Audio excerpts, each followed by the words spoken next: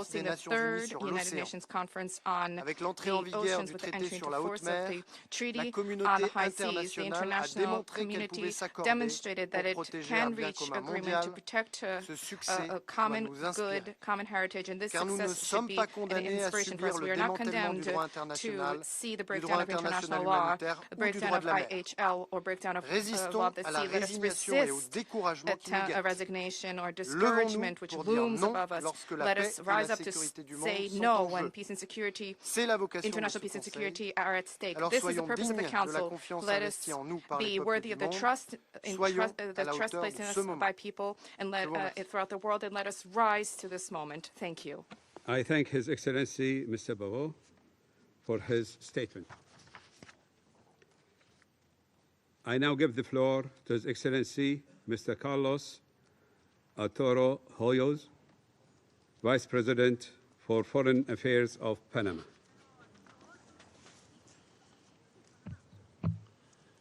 Señor Presidente, Mr. Panamá President, agradece a la Presidencia de Panama Bahrein thanks the por Presidency la of organización de Bahrain este for importante debate organizing this abierto para important abordar un open tema debate to de la mayor address relevancia para a la paz matter of y the seguridad utmost relevance internacional to y international con el peace and cual security, nuestro país se a matter identifica with which plenamente. our country fully Apreciamos identifies. las valiosas We are intervenciones grateful del for the secretario valuable general, statements António Guterres, made by the Secretary del General, Mr. secretario general de António la Guterres, the Organización Secretary Marítima General of the Internacional, International Maritime señor Arsenio Organization, Domínguez, Mr. Antonio y del Dominguez, investigador principal and by the en Senior Fuerzas Fellow Navales y Seguridad Naval Forces Marítima and del Maritime Instituto Security Internacional at the de International Estudios Institute for Estratégicos, Strategic señor Studies, Nick Childs. Mr. Nick Childs. Igualmente, valoramos la asistencia Likewise, de los we países que welcome nos here distinguen those con su countries who participación. honor us with their participation Asimismo, today.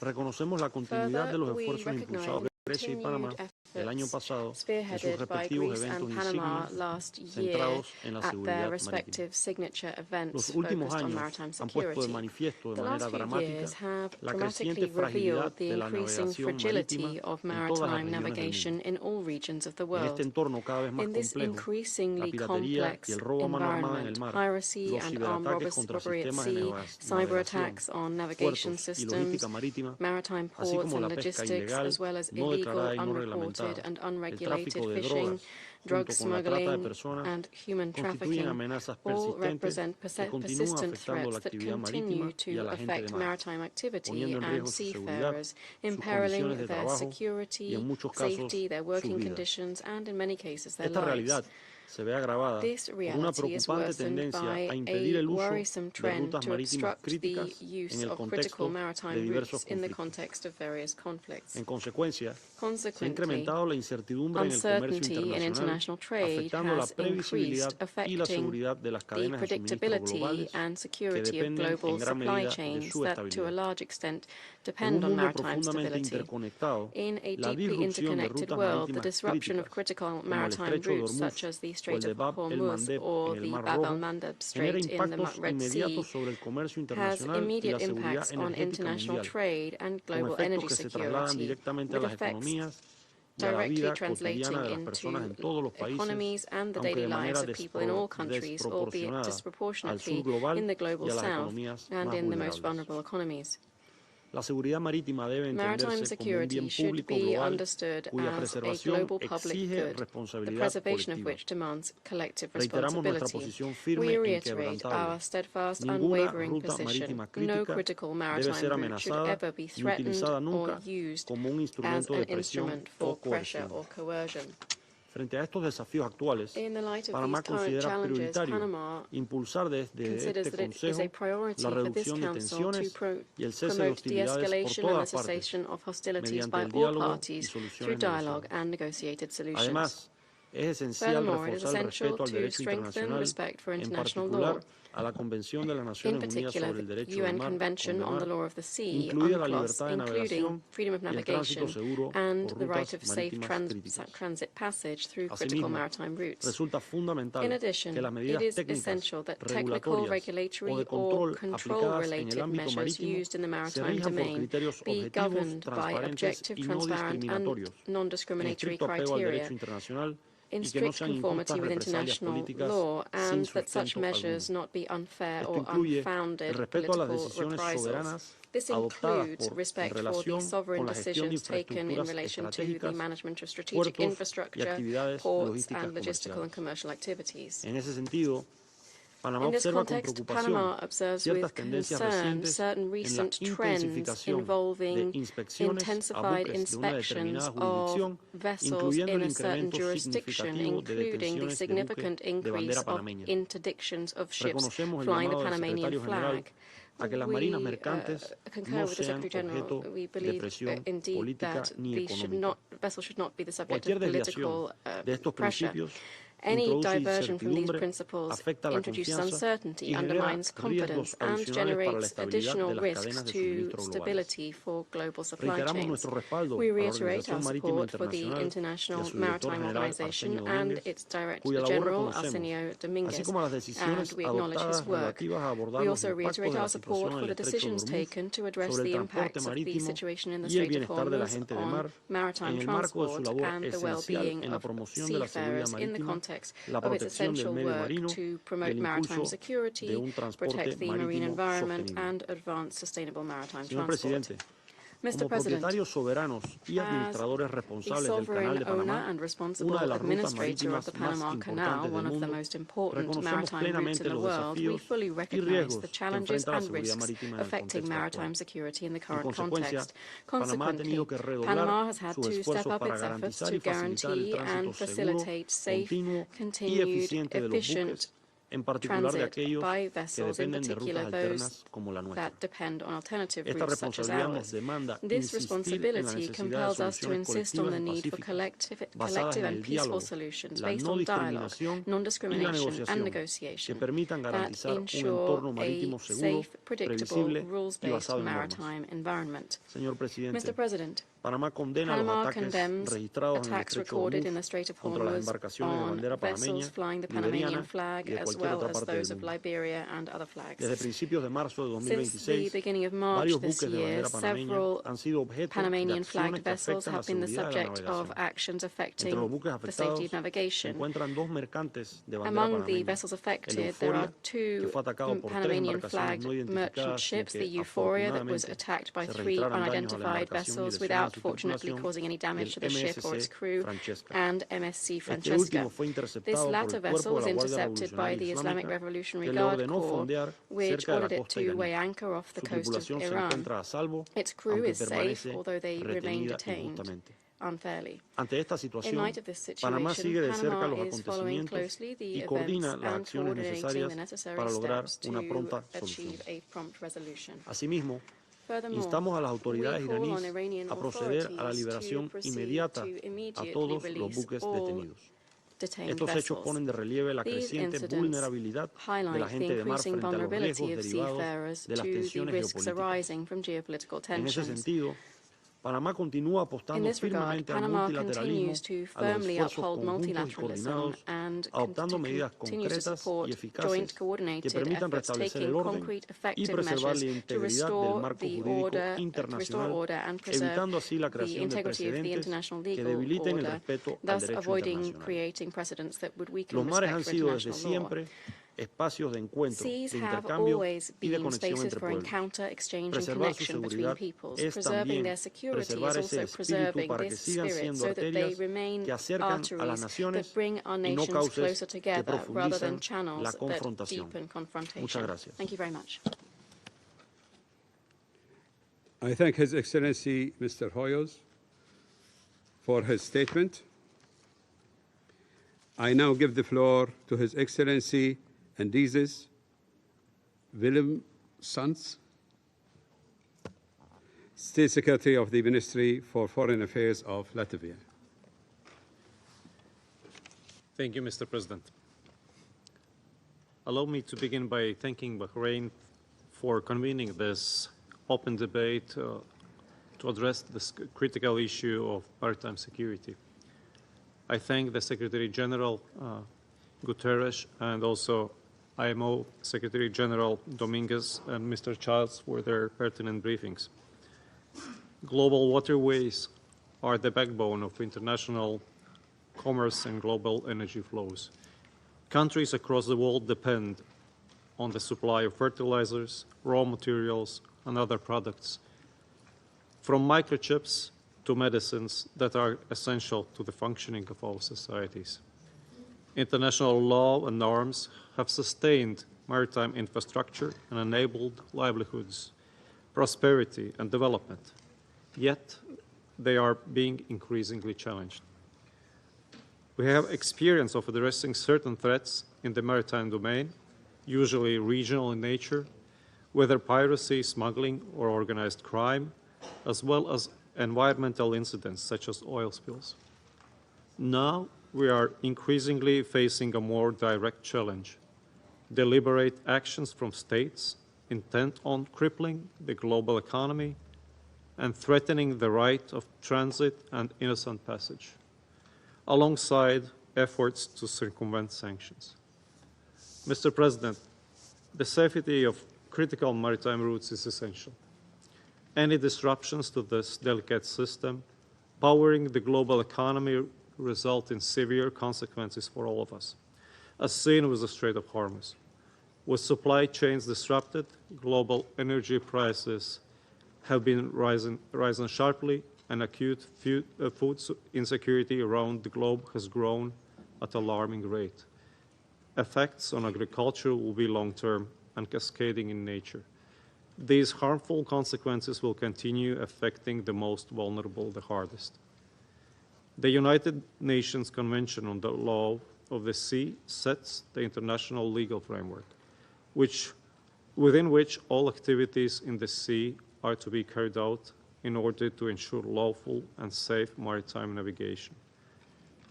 The global community must demonstrate resolve in addressing Iran's attempts to use an international waterway as a bargaining chip and to hold the global economy hostage. It is a dangerous and far-reaching precedent, which we cannot allow to normalize. The Council has been leading the way with Resolution 2817, but we must continue to address maritime security as a paramount issue of global stability. Increasing coordination at international fora like the IMO, as well as among coalition of states willing to contribute resources, ensuring free passage in international waterways is both timely and welcome. This moment calls for political resolve, strengthened multilateral cooperation, and a renewed commitment to safeguarding the rules-based maritime order. Mr. President, we also cannot ignore the deliberate campaign by malign state actors to use old and unsafe vessels to evade sanctions, so-called shadow fleet. The reckless use of these vessels, including for hybrid activities, is not just a striking violation of international law, but also creates de facto floating ecological time bombs, risking natural disasters wherever they go.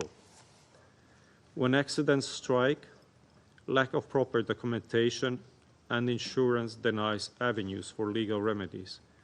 The Iranian regime and DPRK are prominent guilty parties, but Russia is the undisputed champion of threatening the world's marine ecosystems, just as it endangers the European mainland and airspace. Ongoing efforts demonstrate the evasion of lawful norms will not be tolerated. We must commend the IMO for its work to identify gaps and increase accountability. We also welcome the positive example of meaningful efforts undertaken by our Council colleagues Panama and Liberia, reforming their ship registries to purge these opaque vessels from their books. Coordination among countries is crucial, as is domain awareness, sharing of intelligence, and new reporting initiatives.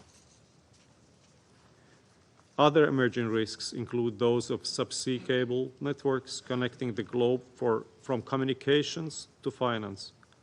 While most damages still result from accidents and natural events, increasing attention must be paid to deliberate sabotage.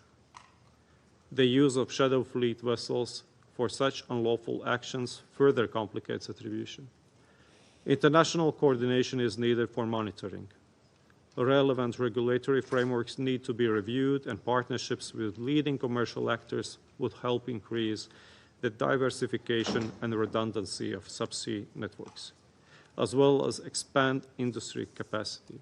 Mr. President, finally, we should not forget about other threats still disrupting local economies, costing lives, and feeding the black market, from piracy to smuggling and trafficking.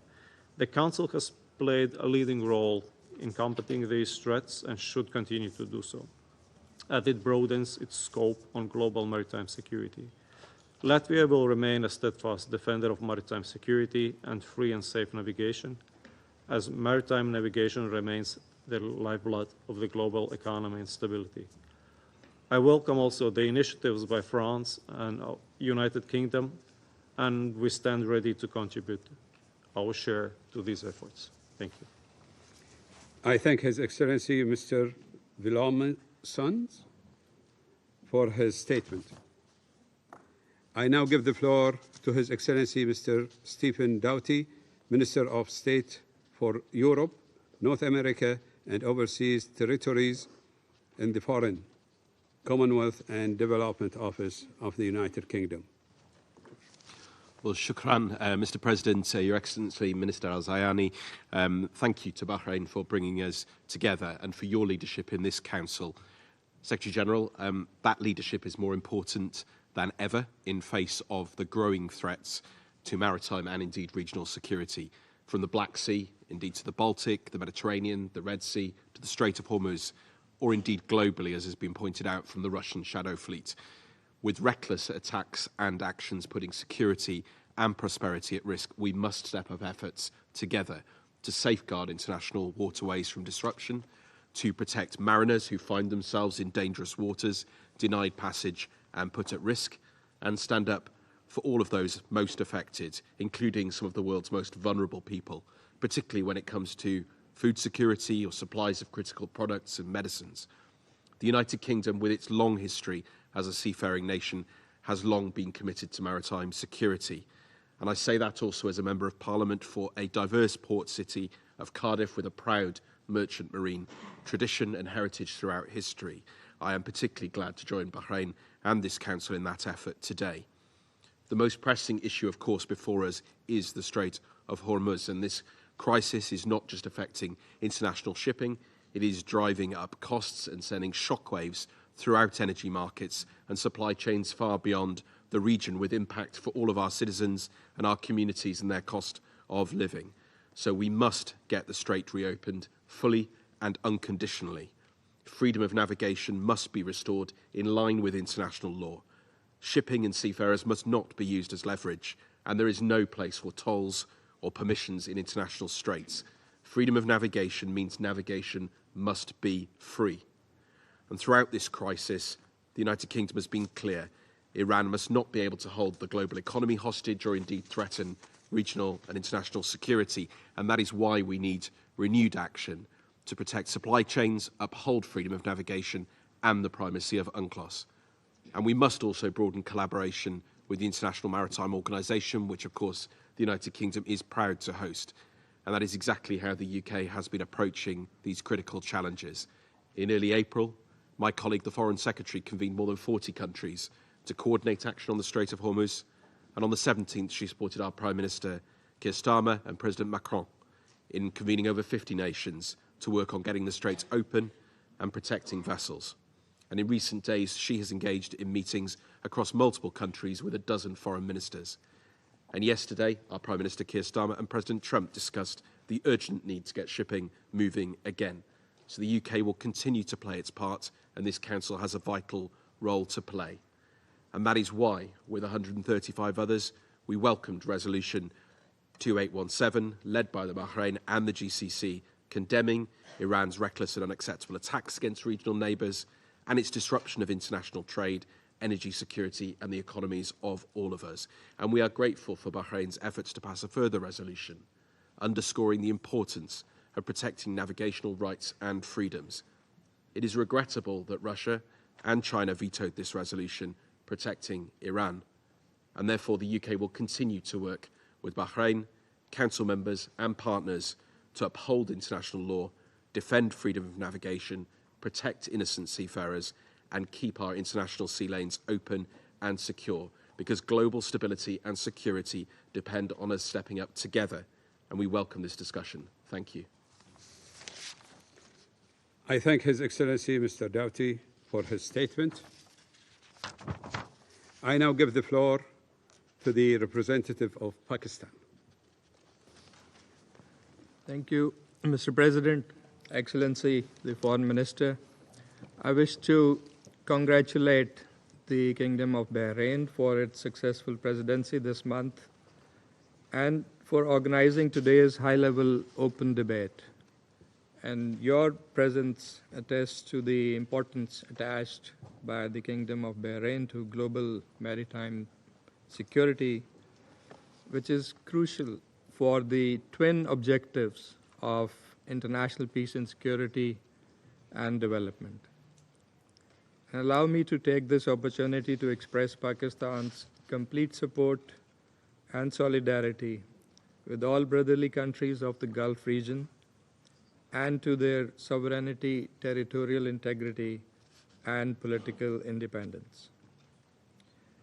I thank Secretary General Guterres for his insightful remarks, in particular the emphasis that he has placed on respect for international law, dialogue and cooperation, and peaceful settlement of disputes. We also appreciate the briefing by Mr. Arsenio Dominguez, Secretary General of the IMO, and also to Mr. Nick Childs for his expert views on the subject. President, the global maritime spaces are a key geostrategic arena where the challenges of the 21st century intersect. They are the lifeline of global commerce, bellwether of Earth's environment, and home to a vast array of marine, biological, and mineral resources. Propelled by the onward march of economic globalization and rapid improvement in transportation and connectivity infrastructure, global commerce and trade are now more reliant on seaborne trade than ever before.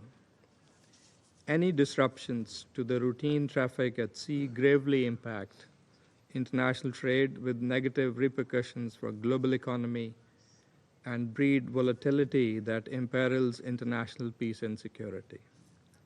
Closure of the Strait of Hormuz and its cascading effects on food and energy security and supply chain disruption is a case in point. And if this crisis persists, the first order impacts, that is the issues related to the procurement of oil and gas and essential commodities such as the fertilizers and their pricing trends will increasingly translate into second and third order impacts on inflation, on growth, current account and balance of payment issues. No doubt, developing countries will be the most affected. Most significantly, these developments have brought home the point that resilience of global governance, architecture, and strategic stability are now being tested by the safety and openness of maritime waterways. President, as a literal state of the Indian Ocean region with proximity to global maritime choke points and overwhelming reliance on seaborne trade, Pakistan is fully cognizant of the paramount importance of safety and protection of global waterways. Like many developing countries from the region and beyond, Pakistan is concerned and is directly impacted by the closure of Strait of Hormuz. It is particularly also with this realization that Pakistan, supported by our partners and brotherly countries, including China, Saudi Arabia, Turkey, and Egypt, and others, has spearheaded constructive diplomatic efforts for de-escalation and broader pursuit of stability between the United States and Iran. In its ongoing efforts to facilitate an enduring resolution of this crisis, Pakistan remains firm in its faith in diplomacy and dialogue and will continue to resolutely undertake all possible measures towards that end. President, in today's interconnected world, the imperative of safety of maritime spaces extends well beyond securing trade routes and combating piracy. It encompasses a plethora of challenges, including climate change and environmental preservation, protection of critical coastal and underwater digital infrastructure, and safeguarding human rights at sea. Confronting these challenges necessitates collective and coordinated action, firmly anchored in international law, as well as dialogue and diplomacy. Since its adoption, the UN Convention on the Law of the Sea has served as one of the most important pillars of international maritime order. The legal order established by UNCLOS and the larger body of the law of the sea must be protected and promoted universally. Pakistan has also remained a committed and responsible partner in the international efforts to strengthen maritime security. Earlier this year, Pakistan assumed the command of Combined Task Force 150 for conducting maritime security operations outside the Arabian Gulf to protect commercial shipping. And last year, Pakistan also commanded CTF 151, tasked to suppress piracy and to ensure free flow of maritime trade. We have also launched our own regional maritime security patrols to ensure a safe and secure environment in the seas. President, the global governance order is coming under increasing strain with wide-ranging consequences. Even international waterways have not been able to escape these impacts. The rules and norms that we had collectively and painstakingly put in place to precisely avoid such contestations and confrontations are being challenged or put aside. This is an untenable situation whose prolongation would only further undermine international peace and security and sustainable development to the detriment of us all. And most consequentially, it will erode trust in the rules-based order. As a maritime state with unwavering faith in international law and diplomacy, Pakistan would continue to engage with the Secretary General, the Security Council, and with all like-minded countries for preserving the hard-won gains, both in the gentle tides of peace and amity, and amid the rising storms of conflict and conflagration. This is a sacred trust that history has placed upon us all, and we cannot afford to fail. We must succeed collectively. Thank you. I thank the representative of Pakistan for the statement. I now give the floor to the representative of the United States. Thank you, Foreign Minister Al-Zayani, for convening today's critical debate. Thank you, Secretary General, IMO Secretary General Dominguez. Thank you, Mr. Childs, for your briefings. Colleagues, the world's critical waterways are not bargaining chips that belong to any one country. And now, maritime transit routes, which are truly the arteries of global commerce, that roughly 80% of global trade by volume moves through such waterways, they are too vital, they're too important to all of us collectively as a global community to be choked off, to be mined, to be weaponized, to be attacked like two-bit pirates. Because when they are, the entire world pays the price, and the world is paying. Most countries, far more than the United States, they are paying for Iran's hostage-taking gambit in the Strait of Hormuz.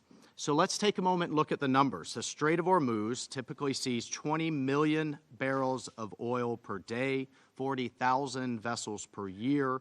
And whether they're bound to heat homes in East Asia or to nourish crops in Central Africa, they have 20% of global oil and liquefied natural gas, 15% of the world's fertilizers. They all transit this strait. And closer to home, it's responsible for 75% of our Gulf States partners' economic output and over 50% of the broader region's food. It is absolutely clear, it's unambiguous, that as a matter of international law, this strait is not, despite Iran's foreign minister's claims, this strait is not Iran's to wield like its own moat and drawbridge. It is not Iran's hostage. It is not Iran's bargaining chip. It is not Iran's toll road. And that's what over 100 countries right outside these doors just testified in one of the most supported press conferences in recent years. 100 countries just said what I said. This is not for Iran to play with like some type of bargaining chip because of its illegal nuclear aspirations. Colleagues, less than 3 weeks ago, the world came together to counter this threat to maritime security. The Security Council adopted UN Security Council Resolution 2817 with a record-setting 136 co-sponsors, demanding that Iran cease its egregious attacks against its neighboring states. Regardless of what you feel about the ongoing conflict, it has chosen to shoot in all directions against its neighbors' civilian infrastructures. And the entire world condemned the obstruction of freedom of navigation through the Strait of Hormuz. Iran has done nothing but act in defiance of that resolution. 40 days and counting, they have laid sea mines, they have fired on civilian ships.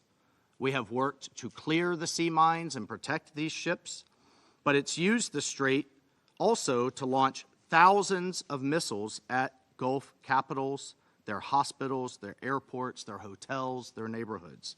They have threatened to charge tolls, otherwise known as bribes, to allow ships to pass through the strait. And in true form, they have still tried to kill even more Americans than they have in the last 47 years. And this is why President Trump has directed firm action against Iran's threats in the maritime domain to safeguard the entire world's economic security and prosperity. And even while under this type of assault, this type of fire, thousands of drones and missiles pouring in, Bahrain and a coalition of Gulf states put forward another resolution to protect the freedom of navigation and maritime security in the Straits of Hormuz.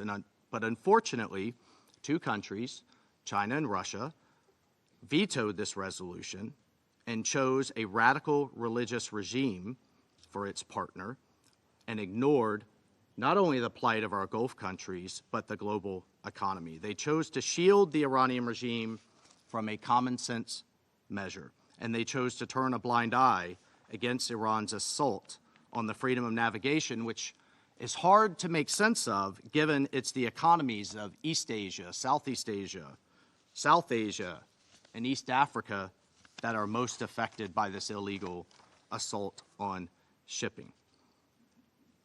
So unfortunately, these two countries have put their own economic interest ahead of international obligations. Their companies and citizens supported the Iran-backed Houthis, in addition, in waging a 2-year campaign of terror against shipping in the Red Sea and the Gulf of Aden, which before this crisis was one of the most disruptive assaults on maritime commerce in recent history. Ultimately, colleagues, this council must hold the Iranian regime to account for this blatant and occurring violation of international law, violations of the UN Charter, violations of binding Security Council sanctions, and violations of other measures that were snapped back into place in September. Violations of its own non-proliferation obligations, as we just had a non-proliferation gathering here in the General Assembly. Violations of its obligations under the law of the sea. Violations of the law of war. Violations of international humanitarian and human rights law.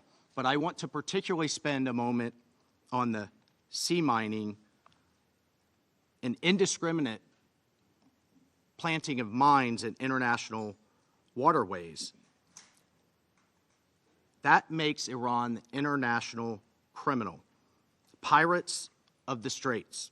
Tehran admits to these crimes, but is so incompetent, it also admits to not knowing where the mines are. Thankfully, the U.S. military is stepping in to clear these mines and make it safe. But colleagues, we need to broaden this effort. Now is the time for a coalition of like-minded partners to step up and step in with real capabilities and help. We need for commercial shipping, for maritime finance and insurance, for humanitarian aid agencies, over 80 of which move their humanitarian supplies through this strait for life-saving aid, in addition to the military assets, to come together in a coalition for maritime freedom. As the permanent representative of Pakistan just mentioned, we've come together before. We came together in CTF 151 to deal with piracy off the Straits, or off East Africa in the Straits of Bab el-Mandeb. The United Nations was built for times like this. We have been here before. We have allowed unchecked regimes and non-state actors to loudly tiptoe towards horrors against their neighbors, while much of the rest of the world sat back and watched. Colleagues, now is not the time for simple words. Now is the time to act. And we call upon the world to join us in maintaining and defending the freedom of navigation for the entire world's economy. I thank you, Mr. I President. thank the representative of the United States for the statement. I now give the floor to the representative of Liberia.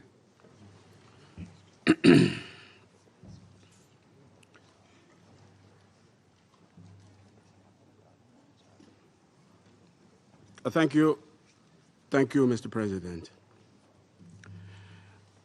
A few days ago, on 22nd April, a Liberian flagship was seized by Iran, causing damage to the vessel. And so today, we speak with the clarity of an affected nation. At the onset, we join in thanking the Kingdom of Bahrain for convening this debate at a moment when the map of global insecurity is being increasingly drawn at sea.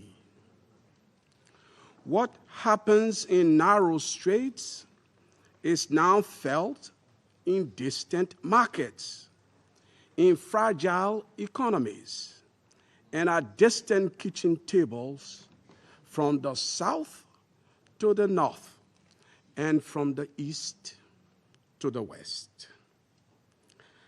I welcome the honored presence of His Excellency Mr. Abdulatif bin Rashid Al Zayani, Minister for Foreign Affairs of the Kingdom of Bahrain and President of the Council. His Excellency, the Minister for Europe and Foreign Affairs of France, His Excellency, the Vice Minister for Foreign Affairs of Panama, His Excellency, the State Secretary of the Ministry for Foreign Affairs of Latvia, and His Excellency, the Minister of State of the United Kingdom. I also thank our distinguished briefers, the Secretary General of the United Nations, the Secretary General of the International Maritime Organization, and a senior fellow of the International Institute for Strategic Studies.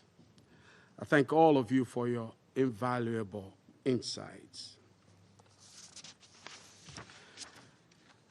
Mr. President, the world does not experience maritime insecurity as a naval skimmage or a distant headline.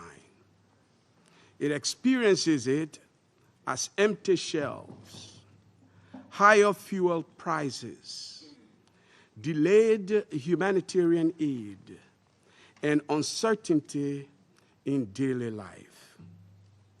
As we have heard, when shipping lanes are disrupted, global stability does not bend slowly. It fractures immediately. The rise in threats to international waterways reflects a dangerous erosion of long-established norms. Navigational rights and freedoms are being openly challenged. Attacks on merchant vessels are increasing, and seafarers face growing risks along critical maritime routes. Even where states invoke the inherent right of self-defense under Article 51 of the Charter, the duties and obligations governing maritime security remain unassailable. Civilian shipping is not a lawful target. Freedom of navigation cannot be suspended by convenience, and international law does not yield to expediency. Let me be direct. Today's maritime choke points are no longer just passages. They are pressure valves on the global economy. When they are squeezed, the world feels it. The innocents, men, women, children, babies, suffer. In the here and now, the growing interference with commercial shipping is not incidental. It is strategic. We are witnessing the creeping normalization of disruption as leverage. That is dangerous. Because once obstruction becomes a tactic, stability becomes negotiable. And when stability is negotiable, the smallest economies, like that of my country, pay the highest price. Given the current threats, international law must remain our anchor. The United Nations Convention on the Law of the Sea is not a suggestion. It is the operating system of the oceans. Freedom of navigation, transit passage, and innocent passage are not privileges. They are rights, rights to which the entire world is entitled. And rights cannot be selectively respected without being collectively weakened. The same applies to the law of armed conflict at sea. Civilian vessels are not, must not, and cannot be targets. Seafarers are not collateral. These are not gray areas. Excellencies, we must confront the humanitarian dimension with greater honesty. Disruptions at sea do not stay at sea. They travel faster than any ship into food insecurity, into energy shocks, into delayed humanitarian relief. A blocked waterway, as we have heard, can mean an empty market thousands of miles away. That is the human cost of maritime insecurity. As such, Liberia offers 3 practical points. First, restraint must be restored. Attacks on commercial shipping and interference with lawful navigation must end. There is no strategic gain that justifies systemic disruption of global lifelines. Second, this Council must be consistent. Resolutions such as 2722 of 2024 and 2817 of 2026 are clear, but clarity is not enough. Credibility on even-handed implementation truly must be required, because selectivity erodes this Council's credibility and authority. Third, we should begin to treat major maritime choke points as shared responsibility zones, where transparency is not optional.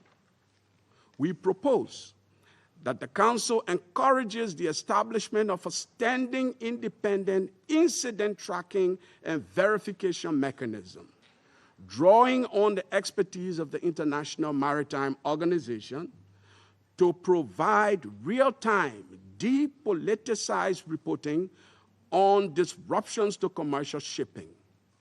In an environment clouded by competing narratives, verified facts are a form of de-escalation. Mr. President, the oceans are to connect us rather than divide us. Adherence to the laws governing the oceans guarantee our global unity and reinforce our interdependence. The oceans have always connected supply to demand and risk to responsibility. If we allow them to become theaters of unchecked disruptions, we will inherit the consequences. All of us, a divided world rather than an interdependent one. Liberia will continue to stand for a simple principle that the world's waterways must remain open, governed by law, and protected not just because trade depends on it, but because humanity does. I thank you for your kind attention. I thank the representative of Liberia for the statement. I now give the floor to the representative of Colombia. Señor Presidente, Mr. President, permítame felicitar a su allow me país to congratulate your country por la convocatoria for a este convening valioso this debate valuable sobre un debate tema que on nos preocupa a a matter todos. of concern to us all. Agradezco en particular I al would señor particularly secretario like general, to el thank secretario the general Secretary General Domínguez and y al Secretary señor General Childs por Dominguez, sus as well as informativas Mr. presentaciones. Childs for their informative briefings. Colombia reconoce la Colombia importancia recognizes the estratégica de los strategic importance estrechos para of el comercio straits for internacional y la international seguridad trade and energética. energy security. Cualquier afectación a Any la seguridad disruption to marítima maritime tiene security impactos has que impacts que that suelen are trascender la often felt región en la beyond cual se the region producen, in which they impactando occur, además y de forma having a desproporcionada a los disproportionate países effect en on desarrollo. developing countries. Colombia es una nación de vocación marítima, Colombia is a nation with a con maritime costas en vocation, with dos coastlines on océanos two y una oceans, marcada and a preocupación clear commitment por la protección to sostenible de the los sustainable recursos protection of naturales. natural resources. Por su ubicación Given its geoestratégica, mi geostrategic país location, está expuesto my a country is vulnerable múltiples to desafíos myriad en challenges materia de in seguridad maritime marítima, security, incluyendo el including narcotráfico drugs trafficking marítimo, at la sea, pesca ilegal, illegal la fishing, irregular migración migration, irregular, el tráfico ilícito illicit de arms armas trafficking, y la protección de and the nuestros protection recursos of naturales y our ecosistemas natural marinos. resources and marine Al respecto, y ecosystems. si bien In this Colombia no regard, es while Estado parte Colombia de la is not a state Convención party to de the las United Naciones Nations Unidas sobre el Convention on Derecho the del Law of Mar, the Sea, we reconocemos que recognize esta that regula it muchos does usos humanos del espacio regulate many marítimo, human uses of the incluyendo en maritime relación con domain, la libertad de including in relation navegación. to freedom of Pero navigation. infortunadamente, However, la unfortunately, CONVEMAR no nos UNCLOS da does todas not provide all the answers respuestas a to circumstances como el such as the reciente recent cierre del closure of Estrecho the de Strait of Ormuz. Hormuz. Entre otras razones, porque la alia, because convención the está convention prevista is para aplicar designed en to tiempos de apply paz. in times of Y peace. cuando surgen los And when conflictos, conflicts la arise, misma no ofrece it does todas not las contain all of the herramientas necessary necesarias. tools. Ante estos vacíos regulatorios In the face of o these ante las regulatory violaciones gaps, al or in the marco face of jurídico violations to the existente, existing el legal Consejo de framework, the Seguridad Security debe Council cumplir must el play the rol role para el for cual which fue it was establecido. established. El Consejo está The en la Council is in capacidad a de enviar position to mensajes send claros, clear messages orientados a la aimed at contención y a la containment and prevención at de preventing mayores greater escalation, escaladas, de tomar medidas and para in a exigir el position to respeto de la take Carta de measures la to ONU y demand del respect derecho for the UN internacional. Charter and international Ahora law. bien, el papel That del said, Consejo es the solo Council's una role parte is de un just one problema de piece muchas of the puzzle. magnitudes. En efecto, Indeed, la seguridad marítima maritime exige security ser must abordada be desde una addressed from perspectiva a de perspective of cooperación entre cooperation fuerzas among navales, naval agencias forces, civiles, civilian organismos agencies, regionales, regional actores organizations, multilaterales y el multilateral sector actors, and the privado. private sector. No basta con la actuación The aislada de un isolated país, action of one una country, agencia o una agency, or organización para organization enfrentar las is múltiples y muy insufficient complejas to address the amenazas many and a very las que se complex enfrenta la challenges libertad de navegación. facing freedom of navigation. Además, el cambio In addition, climático climate y la change and degradación del medio environmental ambiente degradation también tienen graves also have serious repercusiones en materia de repercussions for seguridad maritime security, para el ámbito marítimo, lo que requiere una requiring atención urgent internacional international urgente. action. Colombia propende, por ende, por el impulso de Accordingly, iniciativas Colombia orientadas advocates al for the promotion fortalecimiento of de la initiatives cooperación to strengthen internacional international cooperation para enfrentar to address amenazas en threats el in ámbito the maritime marítimo, domain. incluyendo This includes para fortalecer el strengthening respeto respect del for derecho del mar the law y of the un mayor sea and desarrollo de las further capacidades developing navales de los estados the naval en el capacities Caribe. of developing countries and states in the En el desarrollo de la cooperación and further regional en zonas developing como naval la de América capacities Latina y el in Caribe. En este sentido, and regional es cooperation preciso in Latin America and the capacitar a las Caribbean. Fuerzas Armadas In this en regard, it is operaciones de essential to interdicción train armed marítima, forces in maritime incrementar sus interdiction capacidades operations, navales to build especialmente their para la naval prevención de capacities, los particularly riesgos, for risk y prevention, transferir los and to conocimientos y la transfer tecnología necessary necesarios knowledge and para technology la lucha contra to nuevas address amenazas. emerging threats. Además, Colombia considera Further, necesario Colombia believes that it is contar con necessary to mayores have instrumentos more bilaterales bilateral y and multilateral multilaterales instruments para el control del to narcotráfico combat por el drugs mar, trafficking at el sea, tráfico de address personas, human los derechos de los trafficking, migrantes as por well mar y para as una mejor protect the protección rights of del medio migrants at marino. sea and improve the protection of the marine Señor environment. Presidente, el debate hoy se Mr. inscribe en President, los today's recientes debate esfuerzos follows por in the incluir al footsteps of Consejo de recent Seguridad efforts to en include the las Security Council in deliberaciones sobre discussions nuevos on mecanismos new de las United Naciones Nations Unidas mechanisms to destinados a enhance reforzar la peace and paz y la security seguridad in the en el maritime ámbito domain. marítimo. Acogemos con satisfacción We estos welcome these esfuerzos efforts y apoyamos un and papel más we destacado de Naciones Unidas en support este the sentido. UN playing a Una more respuesta prominent colectiva role in firme this area. ante las A amenazas firm collective marítimas response to redunda en maritime interés de threats todos is nosotros. in all of our interests. Este es un elemento It is fundamental a para basic construir la building block paz y la seguridad, for peace and así como security, para promover and la essential prosperidad to promoting económica, economic el prosperity, Estado de the rule of Derecho law, y el desarrollo and sustainable sostenible. development. Muchas gracias. Thank you very much.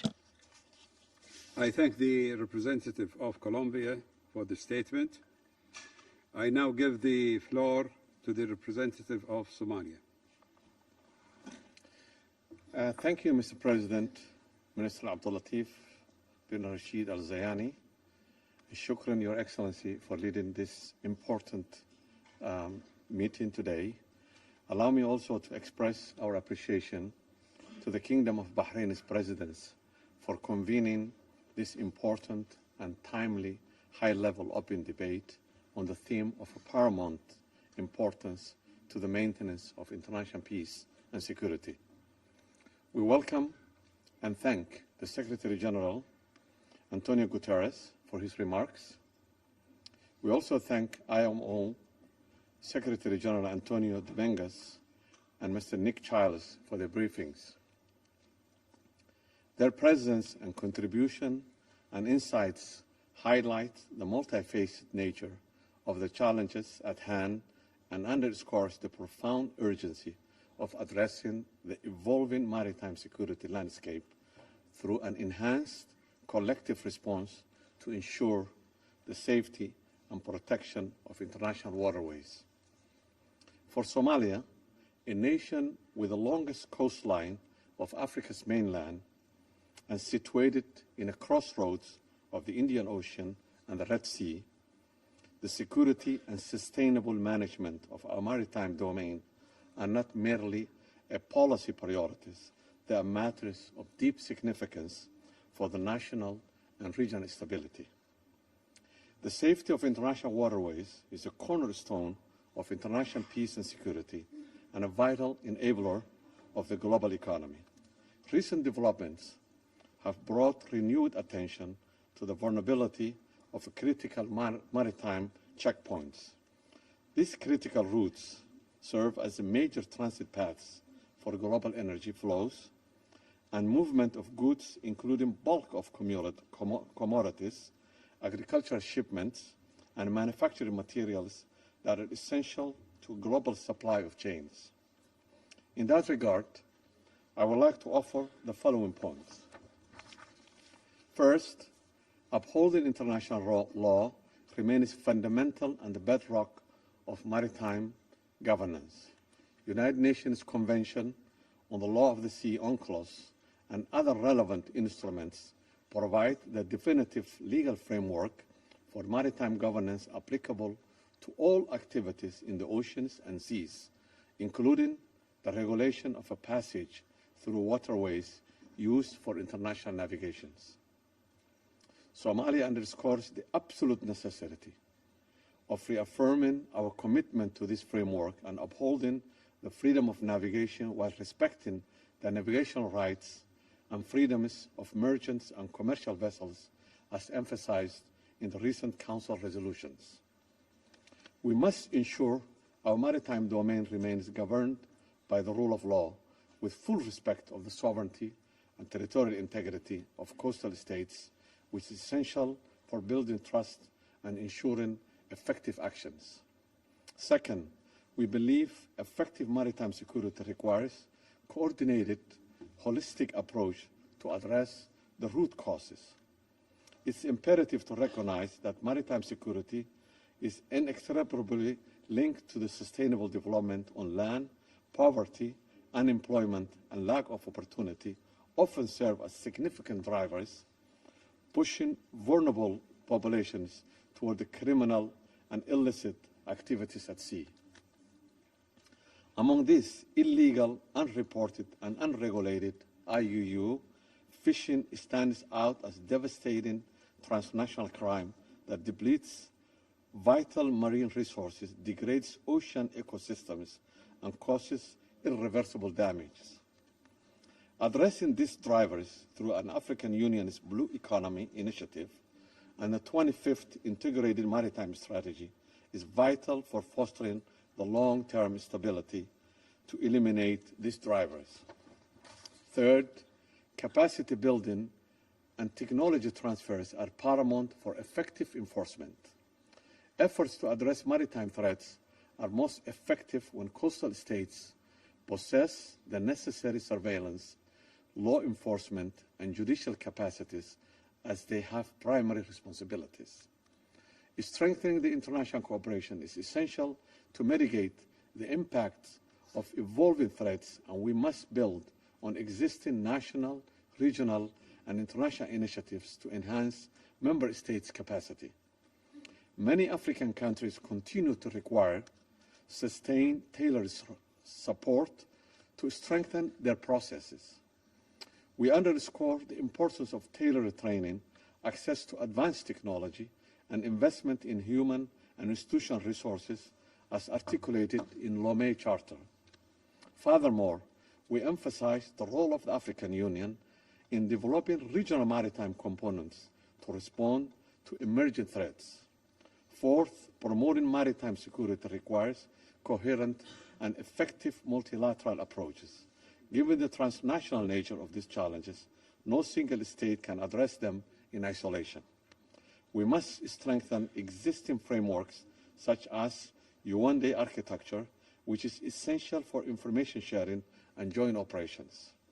While the responsibility of maritime security rests First and foremost, with littoral states, it must be supported by a robust international cooperation and partnership that respect the sovereignty and the leadership of those states in the region. Security Council plays a vital role in protecting the freedom of navigation, reinforcing global efforts, and pursuing an integrated and forward-looking approach to ensure the safety of critical maritime routes and free flows of trade, food, and connectivity. To conclude, Mr. President, Somalia is mindful of our shared responsibility for the security and stability of our oceans and seas. Addressing these challenges require a unified and collective approach grounded in international cooperation and the rule of law. My delegation reaffirms its commitment to working constructively with the Security Council and the wider international community to realize the vision of safe, secure, and prosperous seas for all, ensuring our waterways remain a bridge of peace and prosperity, connecting nations rather than dividing them. I thank you. I thank the representative of Somalia for the statement. I now give the floor to the representative of the Russian Federation. Господин председатель, Mr. President, уважаемый господин министр, Mr. Minister, приняли к сведению we have taken решение note of the делегации decision of the Bahraini организовать delegation открытый to дебат о organize an open посвященной debate проблематике dedicated to the question of maritime security. Благодарим генерального We секретаря thank the UN Гутерреша, Secretary General António Guterres, Arsenio Dominguez, as well as Nick Childs, for their briefings. Как известно, Россия As не is well known, the поддерживала Russian Federation did not support the idea of discussion of maritime security at the UN Security Council insofar as this is being considered at length and in detail at the corresponding specialized fora. However, the overall situation with maritime security that has been unfolding recently in the world's oceans and seas not only constitutes a grave threat to global and international trade and is a factor in the outbreak of the global economic crisis, but this is also liable to trigger military escalation. The situation is such that threats of maritime security are now not necessarily emanating from pirates or other criminal elements. Rather, they are emanating from new 21st century flibustiers, countries of the European Union who have no qualms about seizing and interdicting commercial vessels in egregious breach of the 1982 UN Convention on Law of the Sea. This, in turn, is undermining energy and food security and is posing problems of a humanitarian nature for developing states. При этом, в At отличие the от same time, пиратов, unlike pirates вывешивавших на своих who кораблях веселый розу, raised черный their флаг с черепом, black страны flags with Запада a skull and crossbones пытаются прикрыть on their свои vessels, беззаконные действия Western ссылками countries на are attempting to односторонние conceal their принудительные меры. lawless actions with references to Хотели бы unilateral напомнить coercive поборникам measures. I правовых wish to подходов в remind других those контекстах, champions of legal что approaches in other согласно Уставу ООН contexts that according легитимностью to the Charter обладают of the лишь санкции, UN, введенные Советом only sanctions imposed by the Security Council Нет в are международном праве и legitimate. понятия There is no теневой флот. understanding in international law of a Все это лишь shadow фиговый fleet. листок, This is призванный merely a прикрыть fig тот факт, leaf, the что purpose of which Евросоюз is to занимается conceal the fact that the откровенным EU is разбоем. engaged in blatant robbery at sea. А мы сегодня опять And слышим once again, we are hearing о порядке, today, основанном we are на hearing правилах, about the rules-based которые order европейцы вновь which выдают Europeans за once международное again право. are presenting as international practice. Хотели бы And напомнить we wish очевидное. to По remind you of морскому something which праву is obvious. прибрежное Under the law of государство the не sea, может coastal по своему states усмотрению cannot, under their останавливать судно под discretion, чужим detain флагом для досмотра. another state's flagged vessel for Такие шаги inspection. даже в Such территориальных steps, even водах, in the territorial грубейшее seas, нарушение are права an мирного egregious прохода, violation а of the right of международных peaceful водах navigation. And in international waters, they constitute an encroachment on Это freedom of основополагающая navigation. норма This is a международного обычного bedrock права, norm of зафиксированная в Конвенции ООН по international морскому праву. customary law, which is enshrined in the UN Charter on the Law of the Sea. The inviolability of these norms, as well as the principle of exclusive flag state jurisdiction over their vessels, provides for the stable and predictable operations of the system of international maritime trade. And for this reason, the Convention contains a closed list of justifications for when states may detain vessels for inspections while they exercise the above-mentioned rights and freedoms. The operations of EU countries which trample upon the norms of the law of the sea can generate a domino effect, the consequence of which can be the complete halt to the system of global maritime trade. And at the same time, the engagement of NATO maritime forces for the detention of vessels leads directly to military escalation. Mr. President, the Ukraine's armed attacks on Russian flag civilian vessels or vessels transporting Russian utilities in various parts of the world's oceans warrant particular attention. Such attacks constitute a direct threat to international peace and security, not to mention the fact that seafarers from various parts of the world, including European ones, are suffering as a result. Such attacks take place increasingly frequently in direct proximity to the coasts of countries who sympathize with the Zelensky regime, and a question arises about their complicity in such attacks. As a result, there is significant damage to the environment, economic damages inflicted upon coastal states, and trade communications between countries are being disrupted. Since November 2025 to April 2026, in the Black Sea and Mediterranean sea waters alone, there were 17 attacks targeting the commercial vessels of various countries' flagged vessels, including those flagged by the Russian Federation, Malta, Sierra Leone, Liberia, Gambia, and the Comoros Islands. An egregious instance of the breach of international law was seen in the terrorist attack on 3 March 2026 with crewless boats and drones of the Kiev regime targeting the Russian-flagged Arctic Medegas LNG tanker in the Mediterranean Sea. As a result, there was an explosion, and the vessel, with more than 100,000 cubic meters of LNG on board, was engulfed in flames, and now the tanker, which sustained significant damage, is drifting in the Mediterranean Sea. Given the nature of the cargo and the presence of bunker fuel, there is a risk of catastrophic consequences for the environment and the lives and health of people, as well as the coastal infrastructure of coastal states. And the coastal states themselves have been unwittingly involved in this incident. They have voiced profound concern in light of the threat of environmental damage. Yes, indeed, they were unable to summon the courage to provide a due assessment of the fact that there was an attack on a civilian vessel, which was perpetrated in direct proximity to their coast.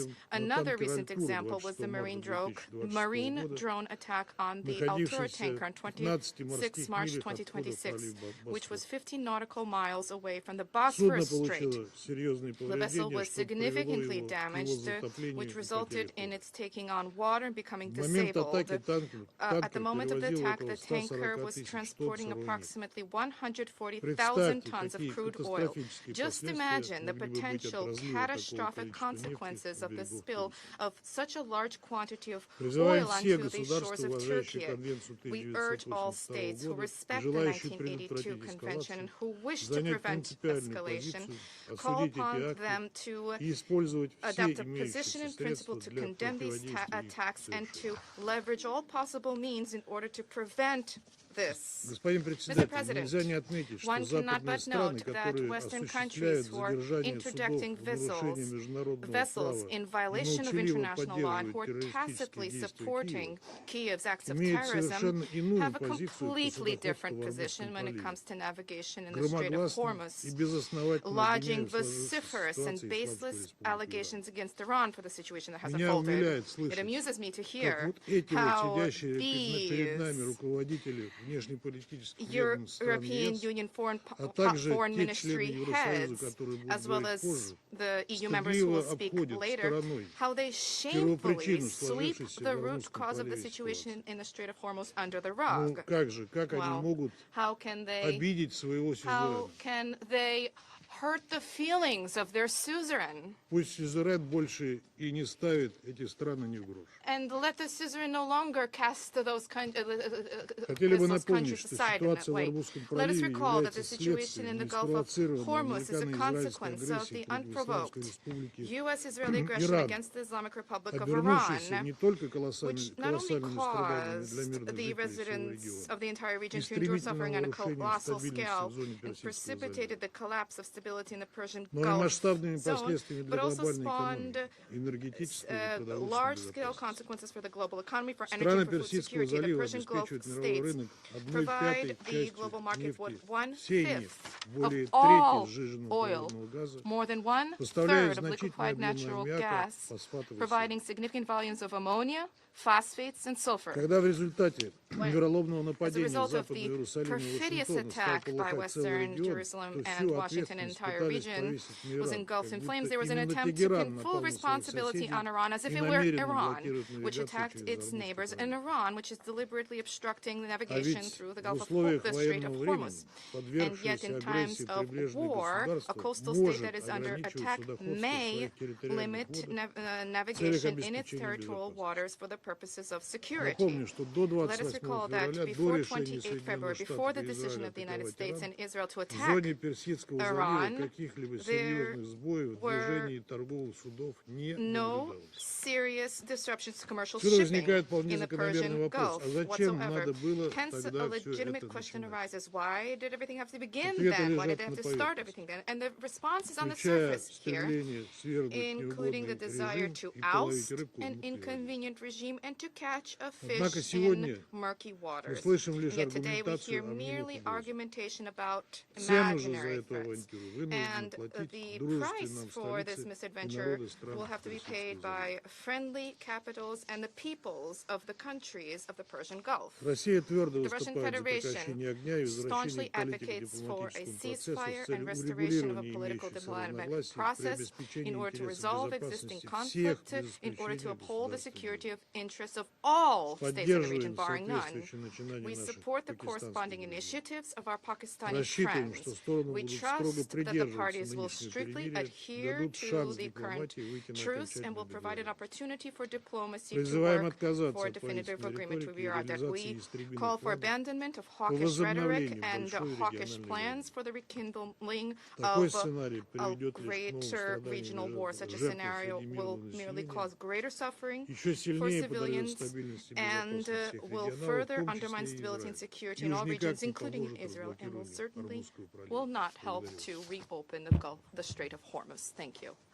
I thank the representative of the Russian Federation for the statement. I now give the floor to the representative of Democratic Republic of the Congo. Monsieur le Président, la République démocratique du Congo adresse ses chaleureuses félicitations à Votre Excellence Abdulatif bin Rachid Al-Zayani, ministre des Affaires étrangères du Royaume du Bahreïn. Votre présence nous honore et nous offre une nouvelle fois l'opportunité de féliciter votre pays, le Royaume du Bahreïn, pour son leadership dans la conduite des travaux de ce Conseil, ainsi que pour la constance affichée en faveur de la paix et de la protection des droits des populations civiles affectées par les conflits armés. Dans le même élan, ma délégation salue la présence de leurs excellences, les ministres et vice-ministres des Affaires étrangères, à cette session. Enfin, nous remercions M. Arsène Dominguez, secrétaire général de l'Organisation maritime internationale, et M. Nick Childs, chercheur principal sur les forces navales et la sécurité maritime, pour la qualité de leurs interventions. Monsieur le Président, les mers et les océans constituent un patrimoine commun de l'humanité, ainsi qu'un pilier essentiel du fonctionnement de l'économie mondiale. Ils assurent la fluidité du commerce international